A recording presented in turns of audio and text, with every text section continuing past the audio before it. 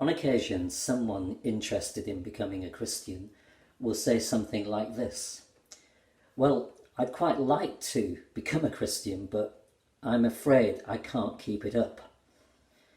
Well, I think today's passage has something to say to that kind of thinking, and I'll return to that in a moment.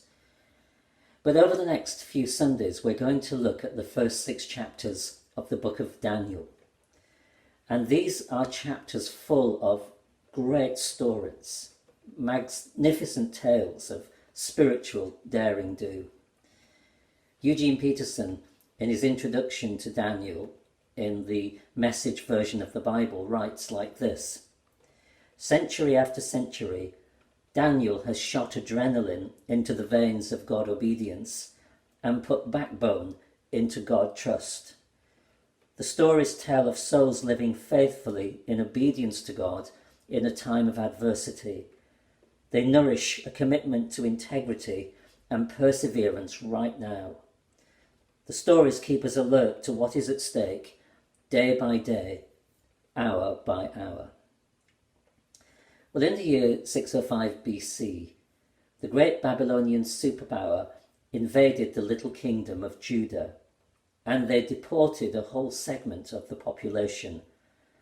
Among them were some promising, not to mention very good-looking young men. They had great futures ahead of them. They were the pick of the educational crop. And they included these 4: Daniel, Mishael, Azariah, and Hananiah. Now let's remember, they were young men. They were young people. And they showed a firmness of conviction in youth, which laid a foundation for what was to come later on. At the end of this first chapter, in verse 21, we read, "And Daniel remained there until the first year of King Cyrus." Daniel had seen so many kings come and go. Nebuchadnezzar had gone. Belshazzar had gone. Darius had gone. But Daniel was still standing better than he ever did. And the foundation for his commitment was laid in youth. I want to say 3 things about these young men. Number 1, they found themselves in a situation they would not have chosen. They were among the political and intellectual elite in Israel, and they would have expected to rise to a very high level in their homeland. Instead, they found themselves captive in a foreign land, deportees, well cared for captives for sure, and still with good job prospects, but they were young men forced to live miles away from home and to serve a foreign government, indeed an enemy government. Now, although the specifics of their situation and ours are different, there is this similarity that they suffered a loss of freedom. They had to live within certain restrictions. The preacher Sinclair Ferguson says, in Babylon, selected Israelites were given specialized education. Those chosen were the most likely to be the natural leaders and had already demonstrated intellectual prowess. They were to be re-educated intellectually and treated royally. Several aims were in view. For example, religious reprogramming, language, literature and diet all carried religious as well as cultural meanings, and a brain drain which would simultaneously weaken the prospect of a capable future leadership among the Israelites and potentially strengthen Babylonian society when the process was completed. So no, these young men would not have wanted the situation they found themselves in. And here's an additional thing. When they went to Babylon, their names contained the name of their God, the God of Israel. When their names were changed, the names of pagan gods were embedded into those new names given to them. So they found themselves in a situation they would not have chosen. But secondly, they lived as good citizens in their less than ideal circumstances. They did everything that was expected of them in Babylon, except in one area where they realized they might dishonor God and dirty themselves morally. They would defile themselves, to use the Bible's word. There was a danger of spiritual contamination. But even when they had to draw the line in the sand, they acted with diplomacy, with courtesy, with the utmost respect and kindness for those over them. There was something attractive about the lives they led. On the night before Jesus died, in John 17, Jesus prayed for his disciples, and in that prayer he recognized that they were in the world, but not of it. And I suggest to you that these 4 men embody that principle. They were first-rate citizens in the world, but when it became necessary, they showed that they had a higher allegiance. So Daniel and his friends were not in the situation they would have wanted. Nevertheless, in that set of circumstances, they sought to be good citizens. And here's the third thing, and the, if you like, the overarching thing. Above all, they wanted to honour God. So in their new situation, every day they could eat food from the king's table and drink his wine. Now, what was there not to like about that? Eating the food the king ate, drinking the best vintage from his cellars. But they spotted a temptation. Verse 8. We don't know precisely what the temptation was. It's not spelled out. It may have had to do with the Jewish food laws, which are described in parts of the book of Leviticus. It could be that the food they were offered carried pagan religious overtones. But whatever, although the temptation may have been subtle, they spotted it. They sniffed it out. They saw it lurking in the undergrowth. They spotted a temptation. But also they resisted the temptation. Daniel resolved, it says in verse 8. Daniel resolved. I'd like those 2 words to be imprinted on your mind as you go away from this service today. Daniel resolved. One of the Marx brothers once quipped, I can resist anything except temptation. Well, in the face of temptation, there has to be resolution. Daniel resolved. You can't afford to have jelly where there should be backbone. So these 4 young men, they spotted a temptation, they resisted the temptation, and I want to say God helped them in their resistance.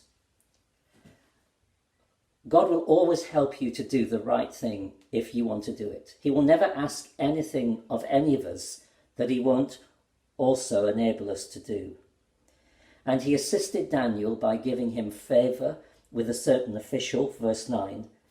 And also, we see that the guard was willing to go along with the proposal put to him that they should be vegetarians for 10 days, eat only vegetables and drink only water. You see that in verse 14. So circumstantially, God aided them in their resistance. He ordered the circumstances. And so to anyone today considering Christianity and saying, I'd really like this, I want to follow Jesus, but I'm not sure I could keep it up, I want to say the Bible shows us that it's true that none of us could ever keep it up. We couldn't live the godly lives that are required of us in our own strength. But if you know God, and if God lives in you and empowers you, you can keep it up. You can live in Babylon with his strength.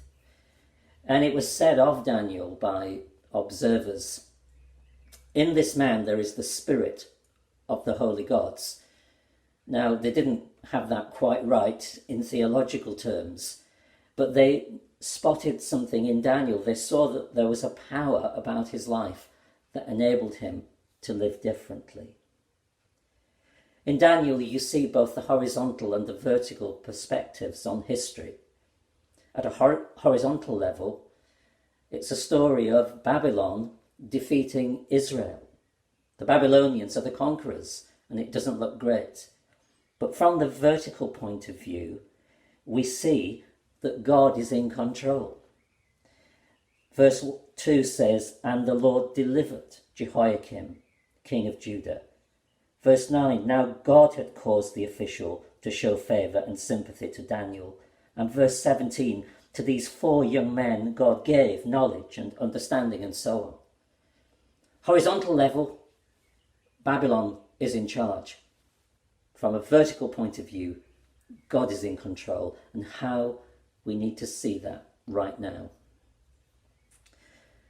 Well, we find ourselves today in a situation we didn't want, one we would not have chosen. I heard recently about a man who lived in Beijing during the SARS breakout a few years ago. And he said to a friend of his, initially it was 6 weeks of sheer panic, and then weeks of drudgery during the lockdown period. And maybe that's where you are today, where some of us are. We're feeling a bit jaded, weary, an element of tedium about the circumstances we're in. I'm sure that in our best moments we acknowledge there are blessings and opportunities in these times if we are well, which is such a blessing in itself. But I'm also aware that there are so many spiritual dangers around us. There are subtle temptations, and I pray that we also can spot them and resist them. That we can see these almost hidden spiritual landmines before we step on them and they do us great harm. Daniel and his 3 friends spotted the temptation, but they also resisted the temptation because God was with them, because they knew God and they had God's power. And this God is our God. We have this same God with us. We know him, or we can know him, and his power to live right in these days. We need have no fears if we want to get to know God about keeping it up, because even though we live in Babylon in alien circumstances, he will help us. Well, Daniel resolved. He made a decision. I want to finish with some words from Søren Kierkegaard, who was a Danish philosopher and also a man who wrote a lot of challenging and provocative things about Christianity. And here is something he said about making a decision. Can there be something in life that has power over us, which little by little causes us to forget all that is good? And can this ever happen to anyone who has heard the call of eternity quite clearly and strongly? If this can ever be, then one must look for a cure against it. Praise be to God that such a cure exists, to quietly make a decision. A decision joins us to the eternal. It brings what is eternal into time. A decision raises us with a shock from the slumber of monotony. A decision breaks the magic spell of custom. A decision breaks the long row of weary thoughts. A decision pronounces its blessing upon even the weakest beginning, as long as it is a real beginning. Decision is the awakening to the eternal. Daniel resolved. How about you?